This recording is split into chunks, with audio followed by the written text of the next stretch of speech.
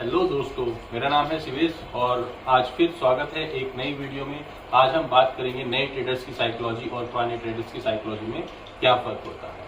ठीक है, तो हम स्टार्ट करते हैं इस चीज से कि नया ट्रेडर्स मार्केट में किस भावनाओं के साथ आता है, किस उम्मीदों के साथ आता है और उसके साथ एक्चुअलिटी में होता क्या है। तो जब भी कोई नया ट्रेडर मार्केट में आता है, सबसे पहले वो ये सोचता है कि आज मैंने अपने पहला ट्रेड लिया है और आज मैं पहले ट्रेड से ही अपना प्रॉफिट बनाना स्टार्ट कर दूंगा। जो नए ट्रेडर की थिंकिंग होती है वो यही होती है कि वो इनिशियली स्टेज पे जितना भी पैसा लगा रहा है मार्केट में, उससे वो कुछ ना कुछ पैसा कमा के लेके जाएगा। लेकिन ऐसा नहीं होता है। इसके विपरीत जब भी कोई नया ट्रेडर मार्केट में आता है और अपनी ट्रेडिंग स्टार्ट करता है तो वो सबसे ज़्यादा हाईली रिस्की ट्रेड्स लेता है, जिसकी वजह से उसको लॉस हो जाता है। तो जब भी आप कभी ट्रेड करना चाहते हैं या ट्रेडर बनना चाहते हैं, सबसे पहला काम क्या होता है कि आपको स्टॉक मार्केट को अच्छे से समझना होगा, सीखना होगा, समय देना होगा। उसके बाद ही आप अपना ट्रेड कर सकते हैं।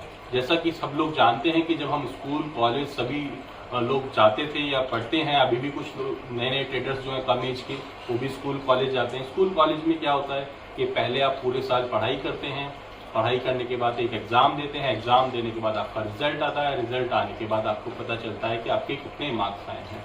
तो ये एक लंबी जर्नी है। उसी पैटर्न के हिसाब से स्टॉक ट्रेडिंग भी एक लंबी जर्नी है, जिसको आप ये नहीं कह सकते कि आप आज ट्रेडिंग करना स्टार्ट कर रहे हैं तो आप आज ही से पैसा कमाना भी स्टार्ट कर देंगे। इसको समझिए, अच्छे से एनालाइज करिए, देखिए कि आपको और नए ट्रेडर्स को ये समझना होगा कि पुराने ट्रेडर्स किस साइकोलॉजी से काम करते हैं, वो किस तरीके से पैसा बनाते हैं। ये भी जरूरी नहीं कि हर पुराना ट्रेडर पैसा कमा रहा हो, क्योंकि जो इंसान अपनी गलतियों से नहीं सीखेगा वो कभी स्टॉक ट्रेडिंग नहीं कर पाएगा। तो आज मैं आपको बता देता हूँ नए ट्रेडर्स ने जब भी ट्रेड किया है तो वो किस इंटेंसिटी के साथ ट्रेड करता है। तो सबसे पहले हम एक एग्जाम्पल ले लेते हैं। अगर कोई भी नया ट्रेडर मार्केट में आया, उसने 1 लाख रुपए की कैपिटल अपनी स्टॉक मार्केट में लगाई। स्टॉक मार्केट में कैपिटल लगाने के बाद में उसने कोई भी ट्रेड किया, अपनी पूरी अमाउंट से ट्रेड किया। पूरी अमाउंट से ट्रेड करने के बाद अगर कुछ समझदार ट्रेडर्स होंगे तो वो स्टॉप लॉस का यूज करते हैं, लेकिन काफी ट्रेडर्स ऐसे भी होते हैं जो नए ट्रेडर्स जो स्टॉप लॉस का यूज ही नहीं करते हैं। इसका मतलब स्टॉप लॉस जो होता है वो इतना इम्पोर्टेंट होता है नए ट्रेडर्स के लिए भी या पुराने ट्रेडर्स के लिए भी। अगर लोग इसका यूज करेंगे तो वो अपनी कैपिटल को प्रोटेक्ट कर पाएंगे। तो स्टॉप लॉस अगर आप यूज करते हैं तो आपका जो पैसा है वो एक लिमिटेड लॉस के साथ में आप उस ट्रेड से बाहर निकल सकते हैं, अगर आपका ट्रेड आपके डायरेक्शन में नहीं गया है तो इसी तरीके से अगर किसी ने 1 लाख रुपए से ट्रेड किया, ट्रेड करने के बाद उसने अगर स्टॉप लॉस लिया भी, सपोज करिए उसने 10% का स्टॉप लॉस अपना लगाया, स्टॉप लॉस अगर हिट हो गया तो उसके बाद उसकी कैपिटल में से 10,000 का लॉस हो जाएगा और वो अपनी कैपिटल को 90,000 पर लेके आ जाएगा। जिसके बाद क्या होगा कि ट्रेडर्स ये सोचेगा कि आज मैंने अपनी कैपिटल से 10,000 रुपए का नुकसान कर दिया और मैं आज ही के आज इस अपनी पूरी कैपिटल को रिकवर करूंगा और इसको वापस 1 लाख या उससे ज्यादा में कन्वर्ट करके लेके जाऊंगा। जैसे ही ये सोच इंसान के दिमाग में आता है तो ट्रेडर की साइकोलॉजी चेंज हो जाती है और वो बहुत ज्यादा डेंजर हो जाती है। उसके माइंड पे एक ऐसा प्रेशर क्रिएट हो जाता है जिसकी वजह से उसके ट्रेड्स गलत पे गलत होने स्टार्ट हो जाते हैं। उसके माइंड का जो माइंड सेटअप है वो चेंज हो जाता है। उसके बाद वो रिवेंज ट्रेडिंग की तरफ चलता चला जाता है, जिसकी वजह से वो अपनी पूरी कैपिटल लॉस कर देता है। और इसके अपोजिट साइड में अगर हम देखें तो जो पुराना ट्रेडर्स होता है, पुराना ट्रेडर्स की साइकोलॉजी से ट्रेड करता है। पुराने ट्रेडर्स को आप कभी भी देखेंगे, जो अच्छा ट्रेडर होगा वो कभी भी अपनी पूरी कैपिटल के साथ ट्रेड नहीं करता है। तो मैं आपको यही समझाना चाहता हूं कि जब भी आप मार्केट में आए तो आप अपनी पूरी कैपिटल से कभी भी ट्रेड मत करिए। उसका मैं एक एग्जांपल आपको और समझाता हूं। सपोज करिए कोई भी ट्रेडर, पुराना ही ट्रेडर हो सकता है, नया हो सकता है।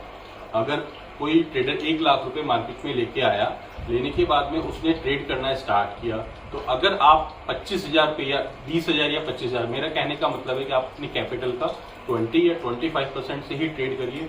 जब आप अपनी कैपिटल का 20 या 25% से ट्रेड करेंगे तो आपके पास जो 75% का कैपिटल बचा होगा आपके डीमेट अकाउंट में, वो कैपिटल आपको एक सेफ गार्ड करेगा, आपके माइंड को कूल रखेगा और आपको एक सही से सोचने समझने और सही डायरेक्शन में ट्रेड करने के लिए हेल्प करेगा।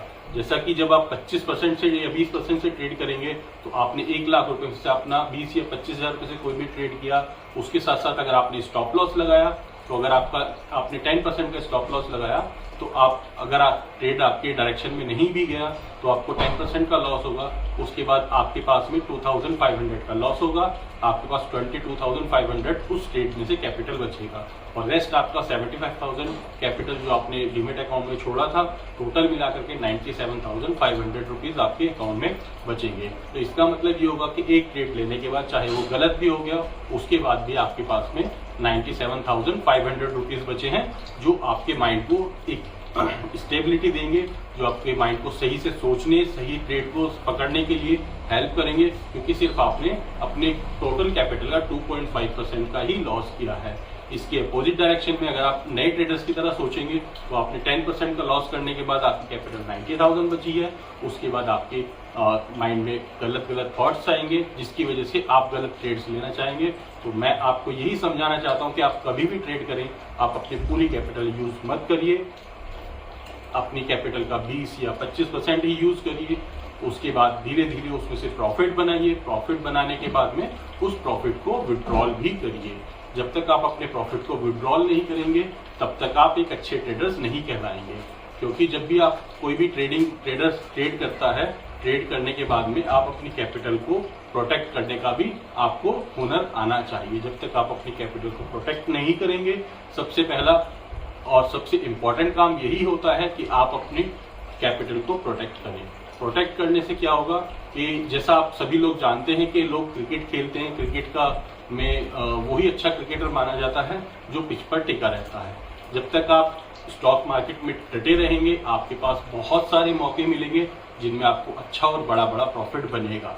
तो मार्केट में डटे रहने के लिए सबसे इम्पोर्टेंट चीज क्या है? सबसे इम्पोर्टेंट चीज यही है कि आपको मार्केट में डटे रहना है, हमेशा मार्केट में बने रहना है।